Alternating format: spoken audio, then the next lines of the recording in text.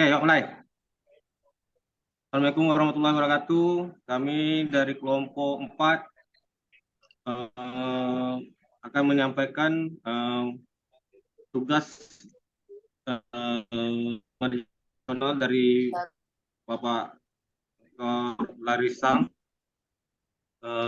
Untuk yang pertama, saya untuk yang menyampaikan pertama kali, yaitu tentang perencanaan dan pengendalian produk.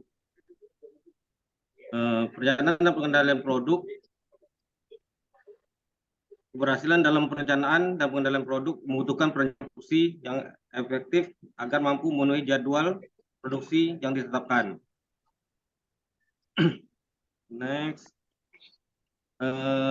Latar belakangnya, ketidakmampuan perusahaan dalam mengelola perencanaan produksi akan menyebabkan kegagalan memenuhi target produksi, keterlambatan pengiriman ke pelanggan, dan kehilangan kepercayaan mengakibatkan reputasi dari perusahaan mengalami penurunan atau menghilang sama sekali. Menurut ahli Barato, menyatakan perencanaan dan pengendalian produksi atau PPC pada industri manufaktur apapun akan memiliki fungsi yang sama. Fungsi atau aktivitas-aktivitas yang ditangani oleh Departemen PPC secara umum adalah sebagai berikut. Pertama, fungsi atau aktivitas-aktivitas yang ditangani oleh Departemen PPC secara umum,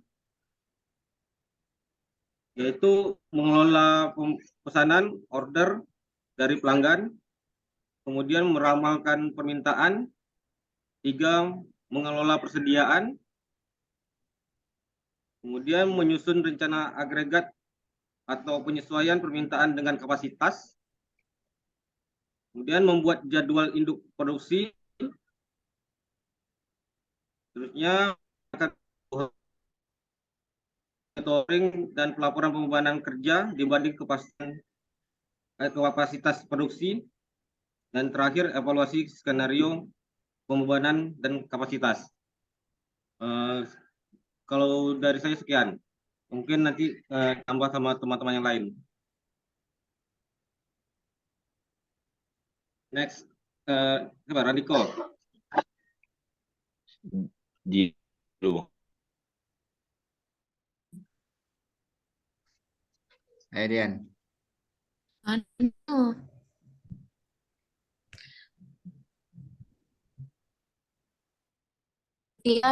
Nah, rencana aksi diartikan sebagai suatu pernyataan rencana produksi secara keseluruhan yang memuat kesepakatan antara top manajemen dengan bagian manufaktur yang disusun berdasarkan dan kebutuhan sumber daya perusahaan. Fungsi perencanaan produksi. Yang pertama, membantu dalam menentukan beberapa peningkatan kapasitas yang dibutuhkan dan menyesuaikan kapasitas apa saja yang diperlukan. Yang kedua, merencanakan kebutuhan jumlah produksi guna memenuhi permintaan pasar. Ketiga, kemampuan perusahaan terhadap perencanaan yang telah disepakati. Keempat, sebagai alat ukur performansi proses perencanaan produksi.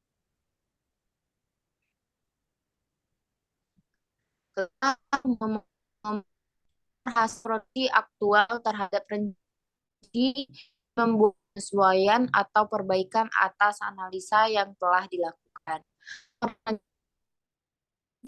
Perencanaan jadwal induksi. 7. Memonitor tingkat persediaan, membandingkannya dengan rencana persediaan, dan melakukan revisi rencana produksi pada saat yang ditentukan. 8. Membuat jadwal produksi, penugasan, serta membenan mesin dan tenaga kerja yang terperinci. Jenis-jenis perencanaan produksi. Yang pertama, kriteria waktu. Pendek dan ada 3, pendek, menengah, dan panjang.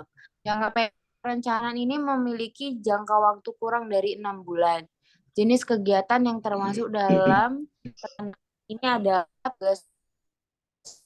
Yang menengah, perencanaan ini memiliki jangka waktu 6 bulan hingga 2 tahun.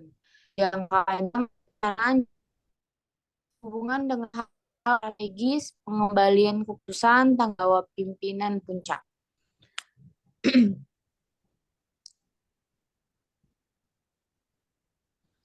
Jenis-jenis produksi. Ada 3, yang pertama perencanaan produksi terus-menerus. Kedua, perencanaan produksi terputus-putus. Ketiga, perencanaan produksi berulang. Terbagi menjadi 2, yaitu pertama, dedicated repetitif. Yang kedua, mixed model repetitif.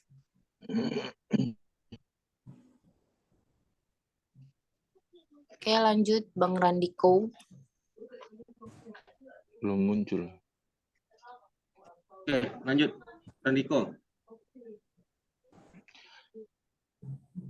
Perencanaan dan pengendalian produksi.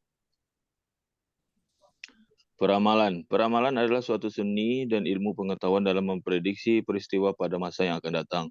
Peramalan akan melibatkan mengambil data histori seperti penjualan tahun lalu dan memproyeksi mereka ke masa yang akan datang dengan menggunakan model matematika.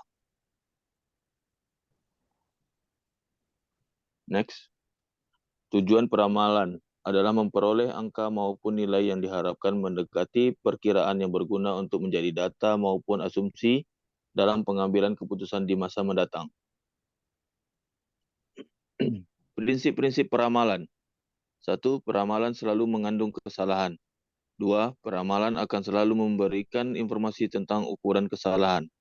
3. Peramalan untuk jangka pendek selalu lebih akurat jika dibandingkan dengan peramalan jangka panjang.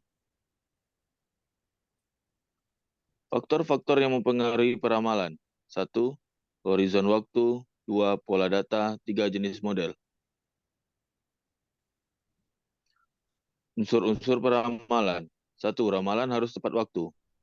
2. Ramalan harus akurat dan tingkat keakuratan harus dinyatakan. 3. Ramalan harus dapat diandalkan dan harus berfungsi terus-menerus. 4. Ramalan harus dinyatakan dalam unit yang bermakna. 5. Ramalan harus dilakukan secara tertulis. 6. Teknik peramalan harus sederhana untuk dipahami dan digunakan. 7. Ramalan harus memiliki biaya yang lebih rendah dan manfaatnya lebih banyak dari biaya. Langkah-langkah dalam proses peramalan. 1. Menetapkan tujuan peramalan.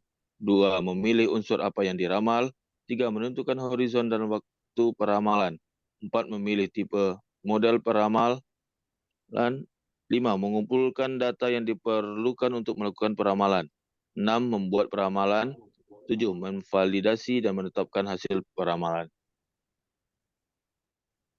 Sekian. Zalfa.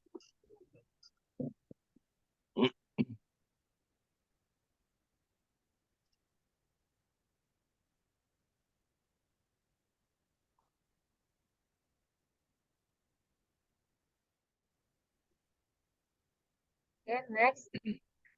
Yaitu ada pola data permintaan. Yang pertama itu pola horizontal. Terjadi bila mana data berfluktuasi di sekitar nilai rata-rata yang konstan. Yaitu konstasional terhadap nilai rata-rata. Yang kedua itu ada pola musiman. Terjadi bila mana suatu daerah dipengaruhi oleh faktor musiman. Misalnya kuartal tertentu.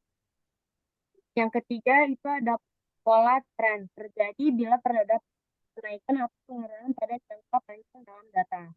Yang keempat, pola siklis. Terjadi bila mana data dipengaruhi oleh fluktuasi ekonomi jangka panjang seperti berhubungan bisnis. Ukuran akurasi tingkat kesalahan peramalan.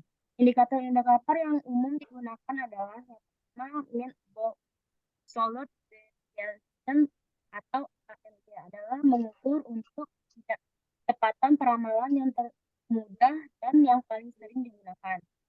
Yang kedua, mean square error atau MSE adalah pengukuran untuk kecepatan peramalan yang menghitung angka dari kesalahan peramalan. Yang ketiga, mean absolute percentage error atau MAPE dihitung dengan menggunakan kesalahan absolut pada setiap periode dibagi dengan nilai observasi yang nyata untuk risiko. Pengendalian produksi. Pengendalian produksi adalah aktivitas yang menetapkan kesimpulan sumber-sumber yang digunakan dalam memenuhi rencana, kemampuan produksi, berjalan sesuai rencana, melakukan perbaikan rencana.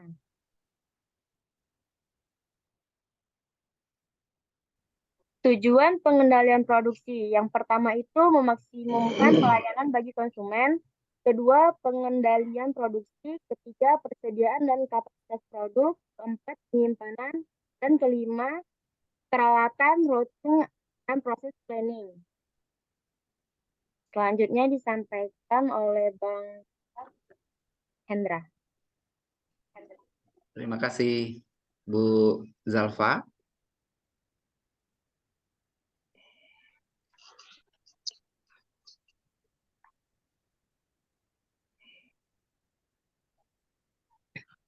Lanjut, Bang. Selanjutnya adalah fungsi pengendalian produksi.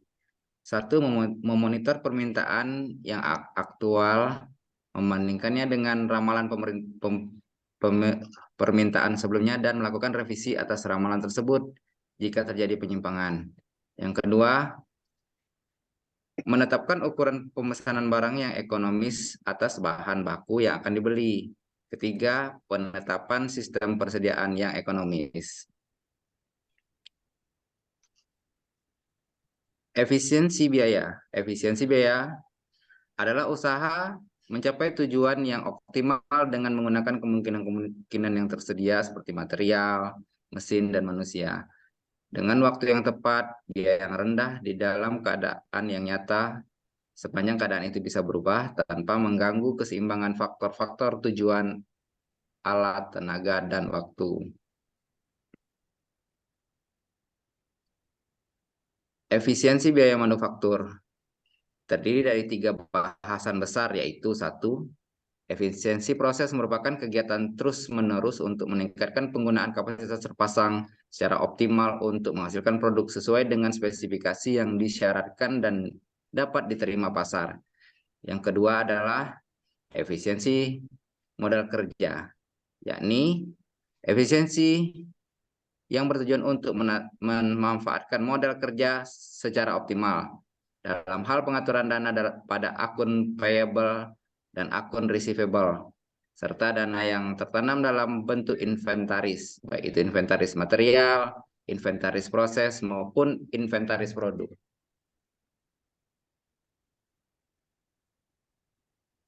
Yang ketiga, efisiensi peralatan bertujuan untuk menganalisa biaya-biaya yang timbul sebagai akibat dari investasi peralatan.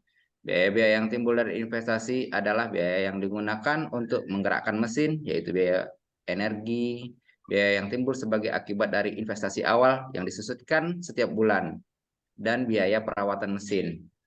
Besar kecilnya biaya yang timbul sebagai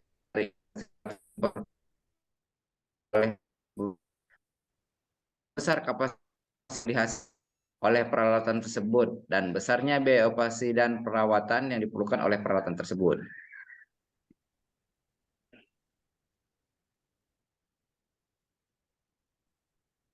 Untuk menentukan penilaian efisiensi biaya manufaktur, untuk menentukan apakah suatu kegiatan organisasi itu termasuk efisien atau tidak, maka prinsip atau persyaratan efisiensi harus terpenuhi, yaitu 1. Efisiensi harus dapat diukur. 2. Efisiensi tidak boleh mengorbankan kualitas atau mutu. 3. Tingkat efisiensi dapat juga menggunakan angka persentase, sehingga efisiensi dapat ditinjau dari 2 segi, yaitu segi output atau hasil dan segi input atau segi pengorbanan.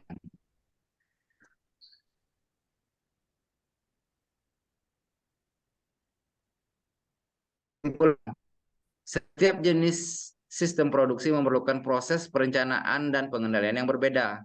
Yang kedua, setiap jenis sistem manufaktur mempunyai kelebihan dan kekurangan. Ketiga, perencanaan dan pengendalian produksi bertujuan agar aktivitas produksi berjalan seefektif dan seefisien mungkin. 4. Sistem manufaktur mempunyai pengertian yang lebih luas daripada sistem produksi.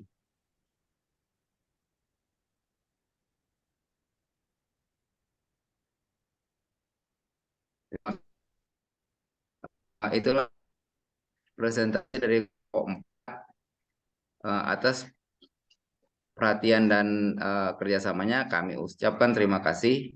Billahi taufiq wa hidayah. Wassalamualaikum warahmatullahi wabarakatuh.